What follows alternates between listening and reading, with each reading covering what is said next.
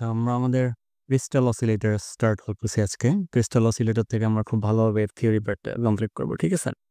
আচ্ছা, তো আমাদের জন্য ক্রিস্টাল অসিলেটর কেন আমরা ইউজ করি বা ক্রিস্টাল অসিলেটর বেসিক্যালি কি? আমাদের যেখানে আমরা গতানুগতিক যে অসিলেটরগুলো শিখে আসছি, উইনব্রিজ অসিলেটর, তারপরে কলপিটস অসিলেটর, তারপর we have learned about RC phase shift oscillator. তো এই এই ঘটনা এই এই অসিলেটরগুলোর জন্য অসিলেশন যে ফ্রিকোয়েন্সি ছিল সেগুলো চেঞ্জ হইতে পারে ফর সাম এক্সটার্নাল ফ্যাক্টরস। ওকে, তো oscillation frequency can be changed. আমরা যে অসিলেটরগুলো ইউজ করে আসছি সেখানে অসিলেটর ফ্রিকোয়েন্সিগুলো ক্যান বি এফেক্টেড, ঠিক আছে? কিছু রিজনে এফেক্টেড হইতে পারে। সেগুলো কি কি বেসিকলি? তো হইতে পারে হচ্ছে আমাদের চেঞ্জ ইন কম্পোনেন্ট ভ্যালিউজ,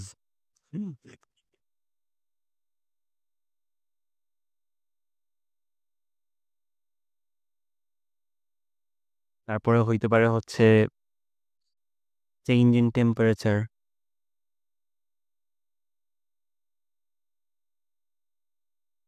কেন? কারণ আমরা যখন টেম্পারেচার চেঞ্জ হয়, টেম্পারেচার চেঞ্জের কারণে আমাদের আর এর ভ্যালু বাড়তে পারে বা কমতে পারে, ঠিক আছে? আর এর ভ্যালু যদি বাড়ে কমে তাহলে এফ এর ভ্যালুও ডেভিয়েট করতে থাকে, ঠিক আছে? তো এরকম হইতে পারে। আচ্ছা, তো তারপরে আমাদের আরেকটা হইতে পারে হচ্ছে আচ্ছা, এই দুটি থাক।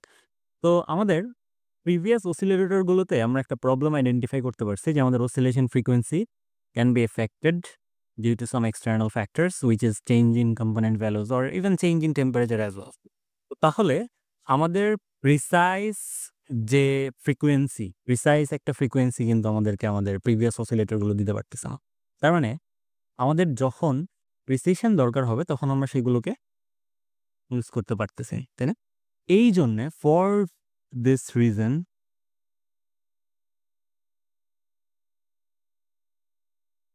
where precision is needed, অর্থাৎ যেখানে আমাদের হাই প্রিসিশন লাগবে, না প্রিসিশন, তার ফ্রিকোয়েন্সিতে একদম সিলেক্টিভিটি একদম পারফেক্ট হইতে হবে। High precision is needed. এটার মানে হচ্ছে আমি যদি বলি 10 কিলোহার্টজ ফ্রিকোয়েন্সির আমাকে জেনারেট করে দাও, 10 কিলোহার্টজকে অবশ্যই 10 কিলোহার্টজই হইতে হবে, ঠিক আছে? বা এটা হইতে পারবে না হচ্ছে 9.9 কিলোহার্টজ, এরকম হইতে পারবে না। হুইচ মিনস আমাদের হাই প্রিসিশন যেখানে দরকার সেইখানে আমরা সেইখানে আমরা ইউজ করতে পারি, উই ইউজ ক্রিস্টাল অসিলেটর, ঠিক আছে? কারণ ক্রিস্টাল অসিলেটর যেটা আছে সেটা আমাদেরকে খুবই স্মুথ ফ্রিকোয়েন্সি আউটপুট হিসেবে দেয়, অর্থাৎ এখানে প্রিসিশন বা আমাদের ডেভিয়েশনটা খুবই কম থাকে, ঠিক আছে? প্রিসিশনটা খুব হাই লেভেলের থাকে, অর্থাৎ আমরা খুবই অ্যাকিউরেট লেভেলে হচ্ছে আমাদের অসিলেশন ফ্রিকোয়েন্সি কভার করতে পারি। কেন হয়? বিকজ ক্রিস্টাল অসিলেটরে থাকা যে ক্রিস্টালটা আমরা ইউজ করি সেটা হচ্ছে আমাদের কোয়ার্টজ ক্রিস্টাল। হ্যাঁ, কোয়ার্টজ ক্রিস্টাল, মানে কোয়ার্টজ ক্রিস্টাল ইউজ করে আমরা ক্রিস্টাল অসিলেটর ডিজাইন করি, বুঝতে পারছি? তো কোয়ার্টজ ক্রিস্টাল যেটা আছে সেটা হচ্ছে আমাদের ফ্রিকোয়েন্সির জন্য, ফ্রিকোয়েন্সি সিলেক্টিভিটির জন্য খুবই, আচ্ছা এটা কি সমস্যা?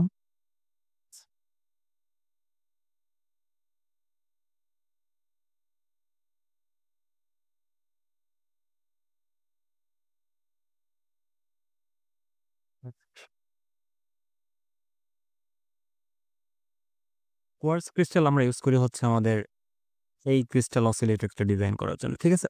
এখন কোয়ার্টজ ক্রিস্টাল হচ্ছে একটা core component, core component for controlling, আর একটু লিখে লিখে লিখে পড়া তো অভ্যাস, তো controlling frequency as they have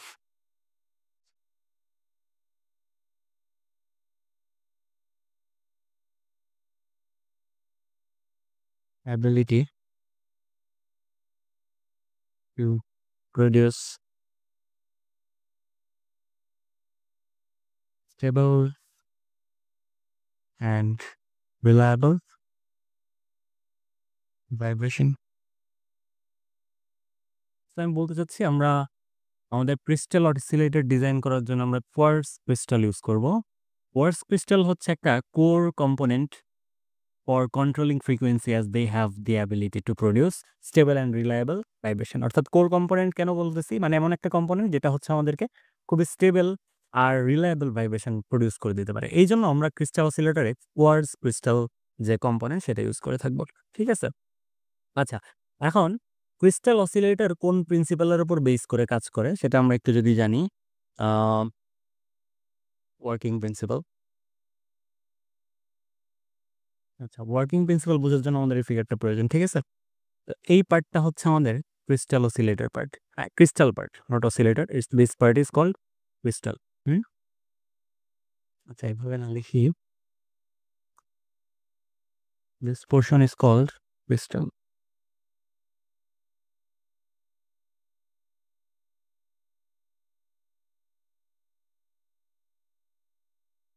একটু মুছে দিই। আচ্ছা, দিস পোর্শন হচ্ছে আমাদের ক্রিস্টাল পোর্শন। ঠিক আছে?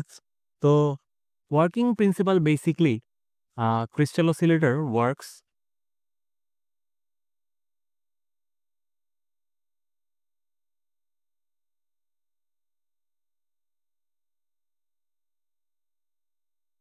on the principle of inverse piezoelectric effect. ঠিক আছে? এটা কি আমি এক্সপ্লেন করবো, আপনি সমস্যা নেই। ইনভার্স পিজো ইলেকট্রিক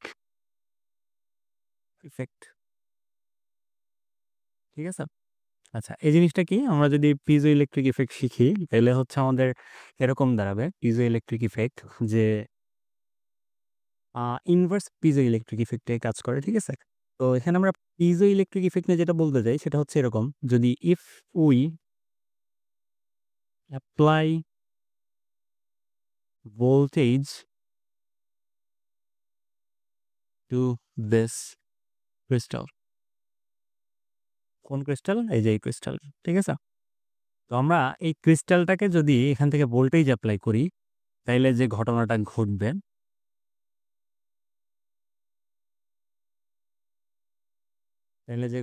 ঘটবে, সেটা হচ্ছে, প্রথমে যদি আমরা ক্রিস্টালের উপরে ভোল্টেজ অ্যাপ্লাই করি তাহলে ক্রিস্টালের যে আমাদের প্লেটগুলো আছে না, এই প্লেটগুলোতে মেকানিক্যাল ডিফরমেশন ঘটবে। ঠিক আছে? মানে এই ক্রিস্টালটার উপরে মেকানিক্যাল ডিফরমেশন ঘটবে। মেকানিক্যাল ডিফরমেশন মানে হচ্ছে ক্রিস্টালটা একটু দুমড়ে মুচড়ে যাবে টাইপের আর কি, আর কিছুই না। Mechanical deformation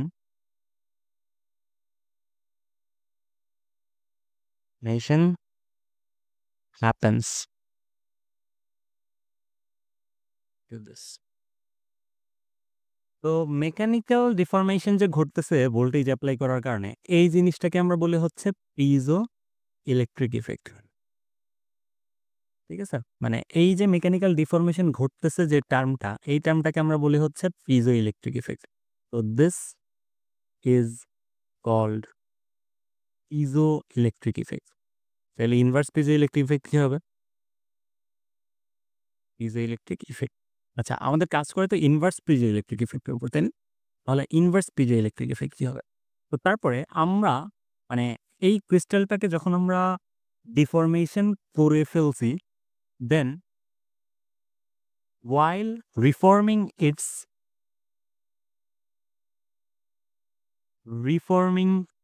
or regaining its formation,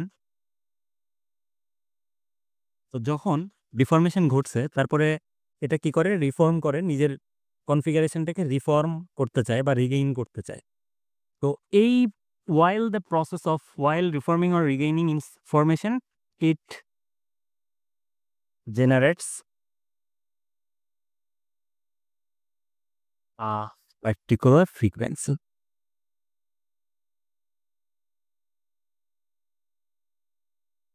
ঠিক আছে? This is called inverse piezoelectric effect. আমি আরেকবার এক্সপ্লেন করবো, কোনো সমস্যা নেই। Inverse piezoelectric effect. মানে ঘটনাটা বেসিক্যালি কি হচ্ছে, আমরা একটা ভোল্টেজ অ্যাপ্লাই করতেছি। তো আমরা একটা ভোল্টেজ অ্যাপ্লাই করতেছি, ইনডিউসড, আচ্ছা ইনডিউসড না লিখি, ওকে। আমরা একটা ভোল্টেজ দিচ্ছি কোথায়? ক্রিস্টালের উপর, হ্যাঁ? ক্রিস্টালের উপর আমরা একটা ভোল্টেজ দিচ্ছি। তো ধরলাম আমরা এই যে ক্রিস্টালের এই পার্টে আমরা একটা ভোল্টেজ এপ্লাই করতেছি। এই ভোল্টেজটা এপ্লাই করার কারণে কি হলো? ক্রিস্টালটা ডিফর্ম হয়ে ধরলাম এরকম হয়ে গেল। ঠিক আছে? একটু বেঁকাতেরা হয়ে গেল। ঠিক আছে? এরকম বেঁকাতেরা হয়ে গেল। তারপর কি করবে? এ এর সাথে কি করবে? এর ফরমেশনটাকে রিগেইন করার চেষ্টা করবে। অর্থাৎ যেমন ছিল সেমন আসতে চেষ্টা করবে। যেহেতু ডিফরমেশন হয়ে গেছে, then it will try to gain its reformation. In this process it generates a যখন এই প্রসেসটা তার কমপ্লিট সে ডিফর্ম হয়, তারপর সে রিফর্ম হওয়ার চেষ্টা করে, তারপর এটা যখন রিফর্ম হওয়ার চেষ্টা করে, এই রিফর্ম হওয়ার সময় এটা একটা ফ্রিকোয়েন্সি জেনারেট করে। ঠিক আছে? যেই ফ্রিকোয়েন্সিটাই আমরা অসিলেশন হিসেবে পাই। তো আরেক পার্টে আরেকবার দেখি জিনিসটা, সেম জিনিসটা যে আমাদের একটা ক্রিস্টাল আছে। এই ক্রিস্টালটাকে আমরা কি করছি? ভোল্টেজ এপ্লাই করে ডিফর্ম করে ফেলছি। তো ধরলাম এত ছোট বানায় ফেলছি। এটা কি করবে? আবার চেষ্টা করবে এটার ফরমেশনটা রিগেইন করার জন্য। তো যখন ফরমেশনটা রিগেইন করতে যাবে তখন সে একটা ফ্রিকোয়েন্সি জেনারেট করবে। So this is called inverse piezoelectric effect. আমি আরেকবার বলতেছি, কোনো সমস্যা নেই। আমাদের ক্রিস্টালের উপরে আমরা যদি একটা ভোল্টেজ এপ্লাই করি, তাহলে সেই ক্রিস্টালটা কি করবে? ডিফরমেশন ঘটবে, ওর মেকানিক্যাল ডিফরমেশন ঘটবে। অর্থাৎ দেখতে পাচ্ছি যে এই হলো ক্রিস্টাল, এর উপরে আমরা অ্যাপ্লাই করার কারণে মেকানিক্যালি ডিফর্ম হয়ে গেছে। তো মেকানিক্যালি যখন ডিফর্ম হয়ে গেছে এটা, ও চেষ্টা করবে ওর ফরমেশনটাকে রিগেইন করার জন্য। ফরমেশনটা রিগেইন করার জন্য কিভাবে চেষ্টা করবে? আমরা দেখি একটু খেয়াল করে যে এটা হচ্ছে আমাদের প্রথম ক্রিস্টাল ছিল, এখানে আমরা একটা ভোল্টেজ দিছি বাইরে থেকে। ফর দিস রিজন এটা ডিফর্ম হয়ে এরকম হয়ে গেছে। তো এখন চেষ্টা করবে সে এর ফরমেশনটা আবার আগের মতো গেইন করার জন্য।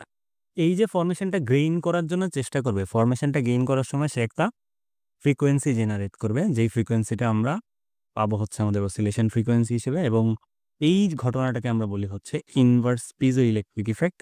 এইভাবেই বেসিক্যালি আমাদের ক্রিস্টাল অসিলেটরটা কাজ করে থাকে।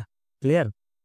আচ্ছা, তো ক্রিস্টাল অসিলেটরে আমরা কোয়ার্টজ ক্রিস্টাল ইউজ করব। ঠিক আছে? কোয়ার্টজ ক্রিস্টাল ইউজ করব। কোয়ার্টজ ক্রিস্টাল হচ্ছে সবচেয়ে আমাদের যেটা হচ্ছে আমাদের কোয়ার্টজ ক্রিস্টালটা হচ্ছে সবচেয়ে আ প্রিসাইজ ক্রিস্টাল হবে আমাদের এই সিস্টেমের জন্য। তো ক্রিস্টাল অসিলেটরের জন্য আমাদেরকে ক্রিস্টালের সিম্বলটা এরকম দেখতে হয়। ক্রিস্টালের সিম্বলটা হয় হচ্ছে এরকম। ক্রিস্টালের সিম্বলটা হয় হচ্ছে ইলেকট্রিক্যাল সিম্বল এরকম হয়। ঠিক আছে? আচ্ছা, এরকম হয় হচ্ছে সিম্বল ইলেকট্রিক্যাল। ক্রিস্টালের ইলেকট্রিক্যাল সিম্বল হয় হচ্ছে এরকম। আচ্ছা, তো আমরা কোয়ার্টজ ক্রিস্টাল ইউজ করব। কেন ইউজ করব? কারণ হচ্ছে এটা আমাদের আচ্ছা, ক্রিস্টাল অসিলেটরের আমাদের কনফিগারেশনটা হচ্ছে এরকম। এখান থেকে আমাদের ইন নয়েজ ইনপুট, তারপর হচ্ছে আমাদের ওপেন যেটা সেটা এটা হচ্ছে আমাদের ওপেন এ। তারপর হচ্ছে আমরা ফিডব্যাক ইউজ করব হচ্ছে ক্রিস্টাল।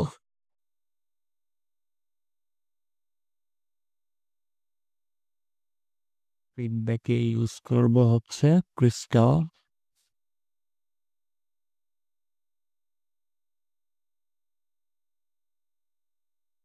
যাবে এখানে। আচ্ছা, দিস ইজ ক্রিস্টাল। এটা হচ্ছে আমাদের ক্রিস্টাল অসিলেটরের কনফিগারেশন হয় এরকম। ঠিক আছে? আচ্ছা, তো তারপরে আমাদের কাছে যে পার্টটা আছে সেটা হচ্ছে কোয়ার্টজ ক্রিস্টালের ইকুইভ্যালেন্ট সার্কিট। সেটা কিরকম? আমাদের লিখি একটু ইকুইভ্যালেন্ট সার্কিট। এখান থেকে আমরা খুব মজার একটা জিনিস শিখব, অফ কোয়ার্টজ ক্রিস্টাল। ঠিক আছে? So this is the equivalent circuit of quartz crystal. তো এখানে যদি আমরা পরিচয় হইতে চাই, সিএস যেটাকে আমরা বলি হচ্ছে মোশনাল ক্যাপাসিট্যান্স। এই জিনিসগুলো হচ্ছে আমাদের থিওরি পার্টের জন্য ইম্পর্টেন্ট। ঠিক আছে? এখান থেকে ম্যাথ তেমন আসে নেই আমাদের। Motional capacitance. ঠিক আছে? তো motional capacitance depends on the elasticity ক্রিস্টালের অবশ্যই of the material, ঠিক আছে? তারপরে এটা হইতে পারে হচ্ছে area of the plate material, even এটা হইতে পারে হচ্ছে thickness of the component, ঠিক আছে? তো মোশনাল ক্যাপাসিট্যান্স হচ্ছে এই জিনিসগুলোর উপর ডিপেন্ড করে। এরপরে আমাদের হচ্ছে এলএস, যেটাকে আমরা বলি হচ্ছে মোশনাল ইন্ডাকট্যান্স। পরিচয়গুলো জানা দরকার। ওকে, মোশনাল ইন্ডাকট্যান্স যেটা হয় সেটা হচ্ছে এটা বেসিক্যালি হচ্ছে মেকানিক্যাল মাস বা মেকানিক্যাল ম্যাস, ঠিক আছে? তো এই জিনিসটা আমরা কিভাবে জানবো সেটা হচ্ছে আমরা একটা জিনিস ছোট করে জেনে রাখি, সেটা হচ্ছে any mass can be represented through inductance L, ঠিক আছে?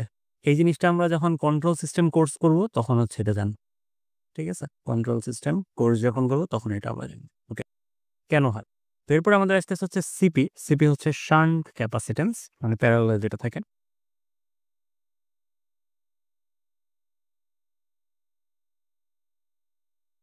এটা কেন আসে? এটা আসে হচ্ছে due two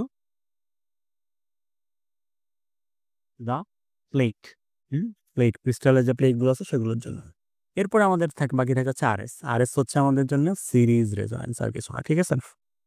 sorry, series resonance বলতে সিরিজ রেজিস্টার, সিরিজ রেজিস্টর, বুঝতে পারছি? আচ্ছা, তো এখন আমাদের যদি একটা জিনিস সবসময় আমরা একটু মনে রাখবো, সেটা হচ্ছে এটা হচ্ছে আমাদের কোয়ার্টজ ক্রিস্টালের ইকুইভ্যালেন্ট সার্কিট। হ্যাঁ, এখন আমাদের সবচেয়ে মজার যে পার্ট সেটা হচ্ছে কোয়ার্টজ ক্রিস্টাল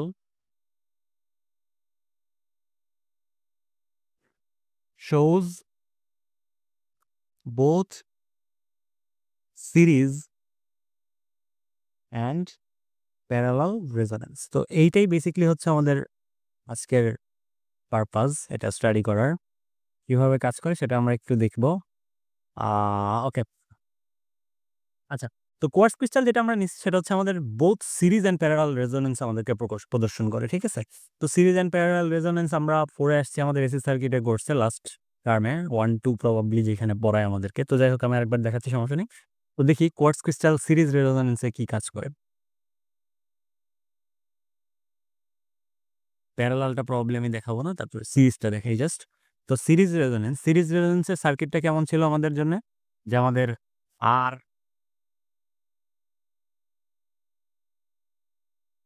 সিরিজ রেজোনেন্সে হচ্ছে আমাদের আর এল সি সিরিজে থাকতো, তাই না?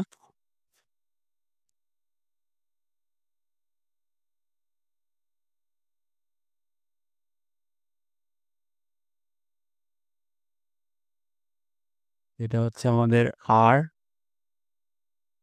তারপরে হচ্ছে আমাদের এল, তারপরে হচ্ছে আমাদের সি। এই জিনিসগুলো হচ্ছে সিরিজে থাকতো, সি, এল আর আর, তাই না? আচ্ছা, তো এই দিক থেকে আমাদের plus minus V in apply করতে হবে। তো সিরিজ রেজোনেন্সে কি ঘটনা ঘটলো আমাদের? যদি ইম্পিডেন্সের কথা চিন্তা করি, এখানে টোটাল সার্কিটের ইম্পিডেন্স হবে হচ্ছে R plus j X C plus X C minus X L, ধরো। আচ্ছা, এইভাবে লিখে, হ্যাঁ, one R omega L plus minus 1/ওমেগা সি, তাই না? তো এই জিনিসটাকে আমরা এইভাবে লিখতাম না, R plus j X L minus X C, তাই না? আচ্ছা, তো এই জিনিসটাকে আমরা এভাবে লিখতাম। তো আমরা জানি আমাদের জন্য রেজোনেন্স কন্ডিশন কি ছিল? রেজোনেন্স কন্ডিশন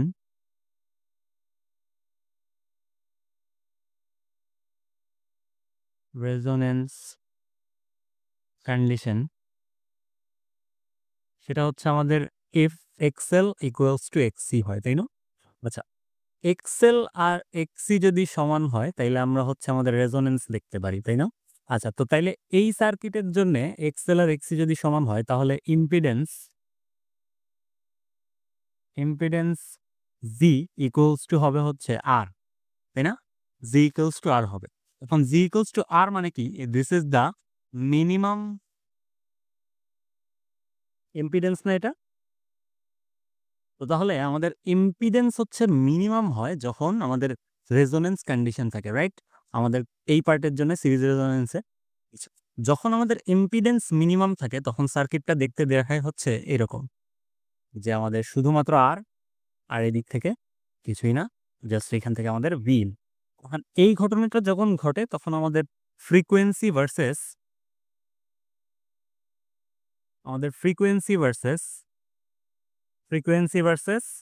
আমাদের ইম্পিডেন্সের কার্ভটা যদি আমরা রাখি তাইলে হচ্ছে এরকম দাঁড়ায় না আমাদের, যে সিরিজ রেজোনেন্সের জন্য আমাদের কার্ভটা এরকম হচ্ছে না। কিভাবে এরকম হচ্ছে? কারণ আমরা ইম্পিডেন্স মিনিমাম পাচ্ছি যখন, তখন আমাদের শুধুমাত্র ইম্পিডেন্স হচ্ছে আর। ইম্পিডেন্স মিনিমাম পাচ্ছি তখন আমাদের ইম্পিডেন্স হচ্ছে আর, তখন এই সার্কিটটা purely resistive, right? So this is purely resistive. এর যতটুকু আমরা উপরে উঠতেছি তত পার্টে আমরা পাচ্ছি হচ্ছে ইন্ডাকটিভ সার্কিট, ইন্ডাকটিভ নেচার। এর যত বাম সাইডে যাচ্ছি আমরা তত পাচ্ছি হচ্ছে আমরা ক্যাপাসিটিভ নেচার, ঠিক আছে? এটা হচ্ছে আমাদের সিরিজ রেজোনেন্সের আলোচনা গেল। তো একইভাবে আমরা প্যারালাল রেজোনেন্সের জন্য, আর এইটা হচ্ছে আমাদের এফএস, ঠিক আছে? আমরা প্যারালাল রেজোনেন্সের জন্য ইম্পিডেন্সের এই ব্যাপারটা ঘটে হচ্ছে যখন রেজোনেন্স কন্ডিশনে ইম্পিডেন্সটা হয় হচ্ছে ম্যাক্সিমাম। তো সেক্ষেত্রে আমরা হচ্ছে এরকম কার্ভ পেয়ে থাকি বেসিক্যালি। তো এটাকে আমরা বলি হচ্ছে প্যারালাল রেজোনেন্স, এফপি।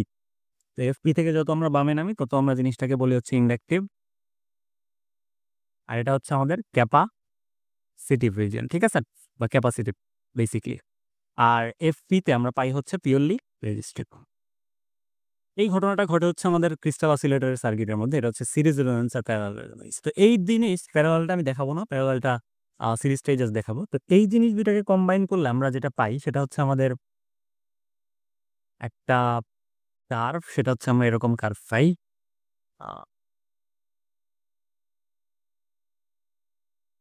এইরকম একটা কার্ভ পাই। তো ধরে নিচ্ছে হচ্ছে এই দিক বরাবর আমাদের ফ্রিকোয়েন্সি, এই দিক বরাবর আমাদের হচ্ছে ইম্পিডেন্স সি, ঠিক আছে? আমরা কার্ভটা পাই হচ্ছে বেসিক্যালি এই পাশ থেকে স্টার্ট করব। তো প্রথমে আমাদের সিরিজ রেজোনেন্স থাকে, তারপরে থাকে হচ্ছে প্যারালাল রেজোনেন্স, তাই না? আচ্ছা, না একটু সুন্দর করে আঁকি।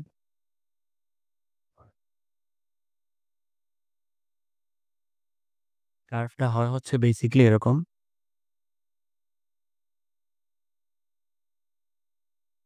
ঠিক আছে? আচ্ছা, তাও আমি আঁকতে পারতেছি না কেন?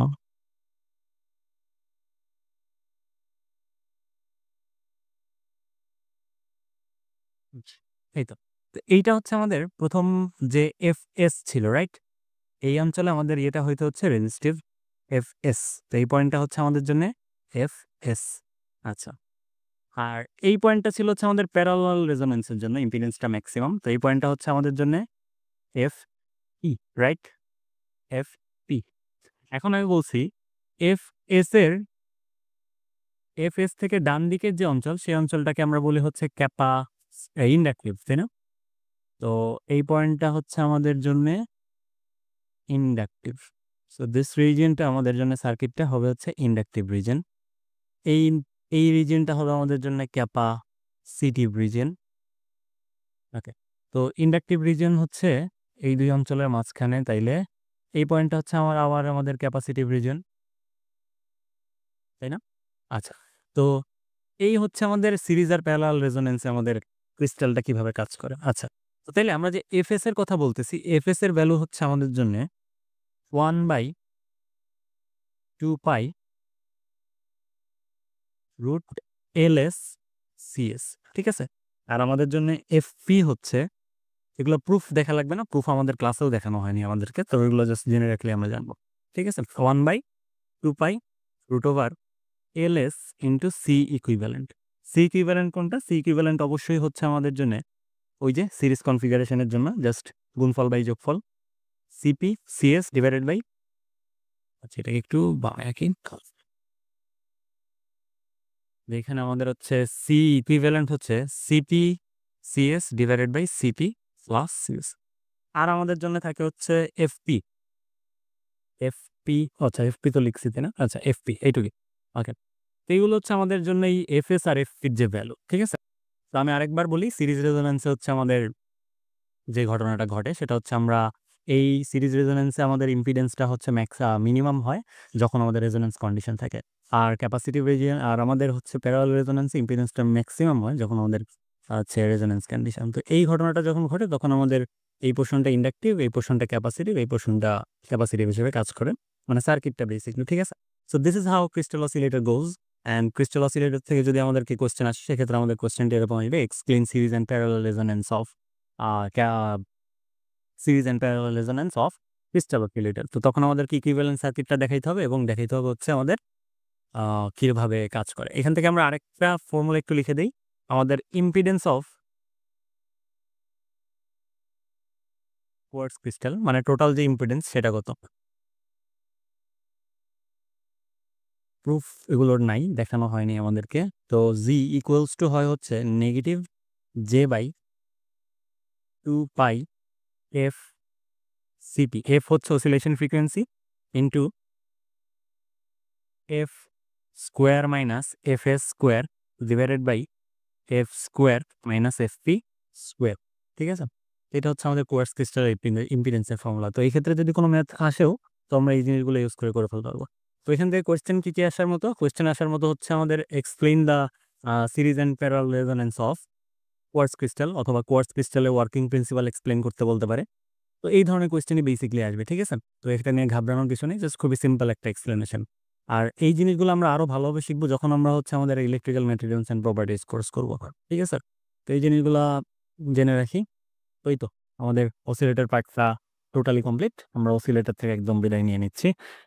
অসিলেটর থেকে আমরা একদম বিদায় নিয়ে নিচ্ছি, আর হচ্ছে অসিলেটরের কিছু বাকি নেই। তো থ্যাংক ইউ, অনেক কিছু শিখলাম, ধন্যবাদ।